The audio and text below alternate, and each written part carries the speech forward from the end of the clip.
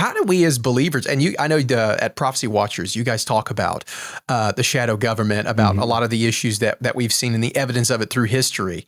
What do you think are the options for believers who are concerned? Because once you've looked at this for long enough and you've seen how much control these people hold, you do have this sense of, man, well, it's just hopeless. Yeah. There's no solution. What do you think about that? I am hopeful always because, and honestly, I'm hopeful in one sense because this is the first time, in my, 30 some years of voting or watching, where you're like, wow, at least on paper, at least, you have a hope, the greatest hope, really, that things would be moving in the right direction. Now, the other thing that comes into play is the reality of politics, right? One of the things that Trump has in his favor is, and even in his first administration, which I think he surrounded himself foolishly with a lot of deep state or people who'd been there a long time. I think he definitely is doing things different this time, at least better. But the one thing to his credit, regardless of if people like him or not, he tried to keep his promises, his campaign promises. And of course, we know in his first administration, he was thwarted or resisted all the way by the Democratic Congress. Mm-hmm. But so in this regard, I am very hopeful, but I'm also a realist and not getting my hopes up too much. But is it an answer to prayer? It very well could be, to see some of this cleaned up. And the FDA, the Center for CDC, many of them are so wicked. They're so compromised by, you mentioned earlier, money.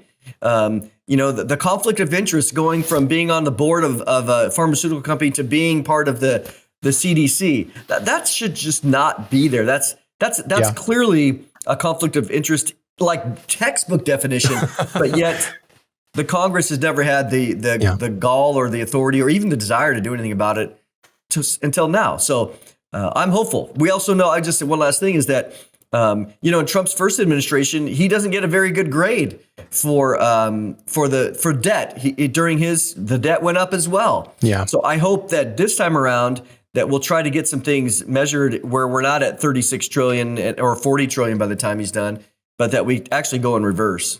Wow. I think that I talked to a coworker recently about this situation and the kind of changes that are being pushed forward. If they do cut spending, if they do cut government inefficiency, if they actually achieve these things. The one thing I said, we got to keep praying. I mean, and with anything, we have to keep praying. But it was like, if we have so much of our system built around that this is the way we've done things for so long, there's a little bit of a concern to a shock to the system of there being so much change so quickly. What are your thoughts about that? Is that something you'd be concerned over? Well, yeah, absolutely. I would say that for example, you think about social programs, okay? So you go in there and you realize, oh, wow, the Social Security is supposed to be going out of money by, 2033 or 2031. Well, that's not very far from now. And so what the problem is, it goes way back to the founding fathers that they recognized. There was a quote, I don't know the name of them now, but they said, look, as soon as the people begin to realize that they can vote themselves benefits out of the national treasury, then the country is doomed. And so even back then, they realized that we cannot do a vote for pay mentality, and primarily that's through social programs. So what I envision, the sad thing about it is, it's one thing to vote for economic growth, and we see that, but there are many that are looking for the handouts. And so when those policy changes come to be, unfortunately, I think there's going to be a backlash because if you look at Europe and these other places, they have high levels of social programs, but their taxes are 50%.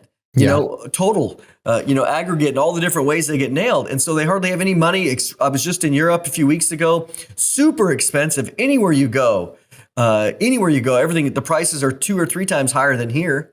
Yeah. And I asked somebody, why are prices so high? They go, taxes. Wow. And you're paying for your lifestyle in Europe. That's why you go over there, everybody's like, well, their routine it means a ton to them. That's why when you're like, we're going to take away a work day on the weekend, people freak out because they're like, all I have is my routine. I go get an espresso and I go eat a puff pastry, not to make fun, but genuinely and if, to be granted, a lot of those communities are beautiful and they keep things up very well, but it's like, you don't have a lot of options beyond that. So that's a great insight. And I know that one of the things that you've studied is Judaism and the Jewish background.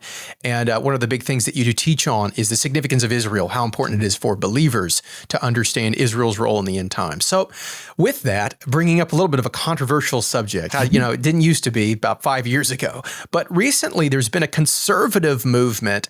And I would say there are extremists that are anti-Semites, certainly, but some people are kind of just getting into this, let's question America's relationship with Israel. Is it good for us to support them financially?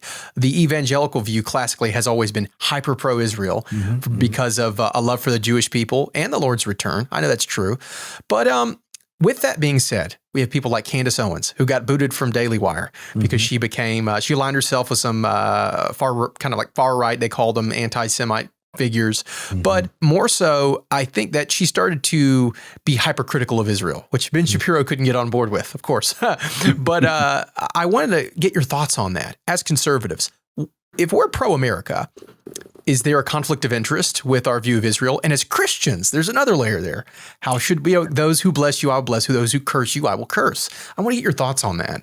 Yeah, I've been talking a lot about this over the last few months, several conferences, been talking specifically about how we navigate this road with Israel. But you asked two questions. And the first one is, let's say you're a secular person. You have no religious Bible allegiance. What's the recommendation for that? Well, if you believe in democracy, if you believe in the rule of law, if you believe in, really having an understanding against some of the extremism that we see, the religious extremism that we see in the Middle East, that seeks to come here. And as we know, we've been affected by it in 9/11 and other things. Then it makes great sense to defend Israel and to be aligned with Israel.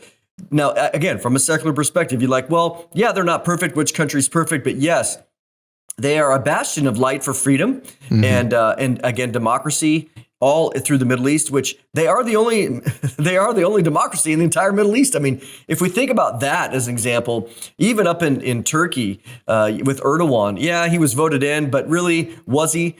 Because he's been there 20 years. And again, so even there, even Egypt, you name it. So from a secular perspective, there's wisdom to do it, there carefully. As a Christian, we have other things to play. We have the Bible that comes. The Bible, God has made promises to Israel. According to Romans 11, they are the gifts and the calling of God are irrevocable. And God made promises to that land. That land, he promised to Abraham, Isaac, and Jacob, and to all the Jewish people. So one of the questions that I had asked in my presentation is, does Israel belong in the land? And the answer is clearly yes. And I said, the second question was, does Israel deserve to be in the land? The answer is clearly no. They never have. In fact, if you go to, and I just quoted Deuteronomy chapter 9, where God says, hey, look, I'm not bringing you in the land because you're righteous.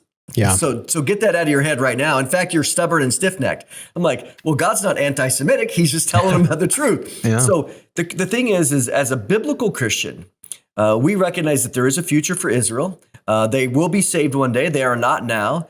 In fact, they are. One of the things I described throughout my presentation was, Israel is very pro-LGBTQ. Tel Aviv is the gay capital of the Middle East. They actually, the religious despise Jesus, hate Jesus. In fact, the secular people are living, in their own, immoral mentality or secular worldly mentality. So if we look at that, we go, hey, well, what do we support? Well, we support God's promises to Israel and his future salvation of them. And so that helps us say, no, we don't want genocide. They belong in the land. But it also, we also recognize that Israel is very far from perfect, very far from honoring God, very far from honoring the Lord Jesus. But what they are now is not what they're going to be at the time of the second coming when they get saved through Jesus Christ himself. So God's going to be talking to them in a very difficult way, trying to get their attention, but ultimately they will turn to the Lord Jesus. And that is when salvation will come. And then restoration, Paul says, if they stumbled by rejecting the Messiah, Jesus, and the whole world gets salvation, what's going to happen when they get restored? Yeah. The blessing to the rest of the world is going to be beyond imagination.